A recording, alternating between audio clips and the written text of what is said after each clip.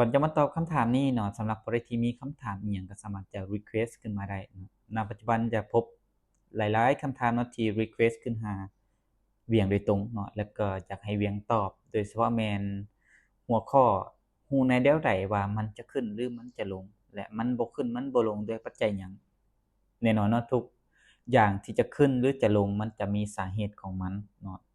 สำหรับผู้ใดที่เข้ามาเรียนก่อนหน้าเนาะโดยเฉพาะแม่นผู้ที่อยู่ในกลุ่มเนาะ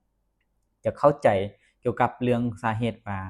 เทรนด์ของแท่งเทียนเนาะว่าสาเหตุมันจะขึ้นแม่นอิหยังสาเหตุมันจะลงแม่นอิหยังหรือสาเหตุใดที่มันบ่ขึ้น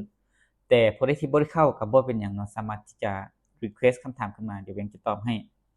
คือแบบนี้เนาะตัวอย่างว่าแท่งที่มันจะขึ้นไปต่อได้2 3 4หยังก็ตามแต่เนาะแท่งแรกเนาะ มันเปิดเป็นแท่งบายตัวอย่างแบบนี้เนาะแท่งที่2มันก็เป็นแท่งบายอีกแต่ถ้ากว่าแท่งที่3มันจะขึ้นได้แท่งที่2นี่นะจะต้องวางไส้บอทะลุแท่งขวัญหน้าหรือว่ามีการยกไฮเวอร์โลขึ้นมาเนาะมีการยกไฮเวอร์ไฮเนาะถึงแม้ว่าบ่ยกไฮเวอร์ไฮก็บ่เป็นหยังแต่ต้องยกไฮเวอร์โลแสดงว่าแท่งที่3นี้มีโอกาสที่จะขึ้นแล้วถ้าแท่งที่3ขึ้นเนาะมันก็ต้องให้เกียรติแท่งขวัญหน้าก็คือโดยการยกไฮเวอร์โลขึ้นไปถ้าแท่งที่4จะขึ้นก็ต้องมีการยกไฮเวอร์โลแสดงว่าถ้าเข้าได้ก็คือแท่งที่2เป็นแท่งลอท่าเนาะเป็นแท่งบายเนาะมีการยกไฮเวอร์โลแสดงว่าเข้าแท่งที่3เป็นแท่งบายอีกไม่นึงเนาะถ้ามันให้เกียรติมันเราจะเข้าถ้าเมื่อใดที่มันทะลุเนาะตัวอย่างว่าแท่งที่3มีการให้เกียรติแท่งที่2แต่แท่งที่4นี่นะ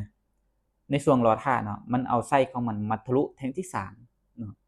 โดยบ่มีการยกตัวไฮเวอร์โลขึ้นมาแสดงว่าอันนี้เข้าแท่งที่4บ่ได้เนาะทีนี้เวลามันจะลงเด้บัดนี้นะเวลามันจะลงเนาะมันเป็นแท่งเซลล์เมื่อมันเป็นแท่งเซลล์แล้วมันต้องมีหยังมันก็ต้องมีให้การให้เกียรติราคาเปิดคือราคาไฮเนาะเมื่อมีการเปิดไฮแล้วมันก็ต้องแท่งที่2จะลงมาได้แม่นบ่มันก็ต้องมีการสร้างไฮเวอร์โลเนาะไฮเวอร์โลมันจะตัวที่2เนี่ยมันจะต่ำกว่าไฮตัวที่1แม่นบ่แสดงว่าถ้ามันต่ำกว่าแสดงว่ามันจะลงแท่งที่3ได้เนาะเฮาเข้าไปแท่งที่3ถ้าแท่งที่3วินปึ๊บเนาะมันจะลงไปต่อแสดงว่าแท่งที่4ก็ต้องให้เกียรติไฮเวอร์โลของแท่งที่3ก็คืออันว่าต่ำลงต่ำลงต่ำลงตามคือกับคันใดเนาะ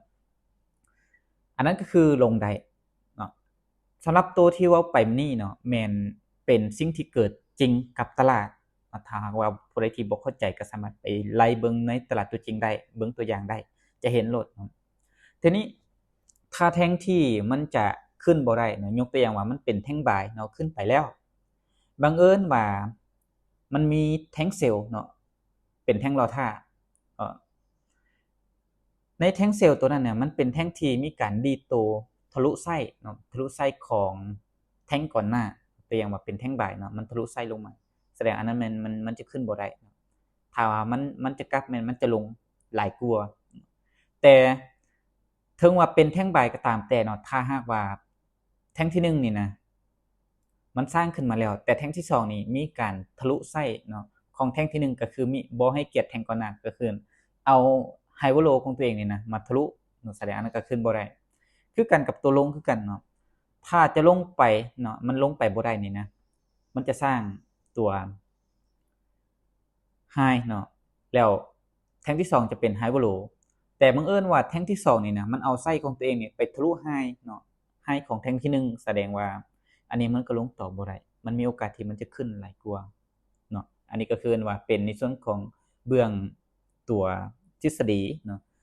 หากว่าผู้ใดที่อยากจะเบิ่งในส่วนของเบื้องตัวจริงเดี๋ยวเราจะมาเทรดให้เบิ่งอีกรอบนึง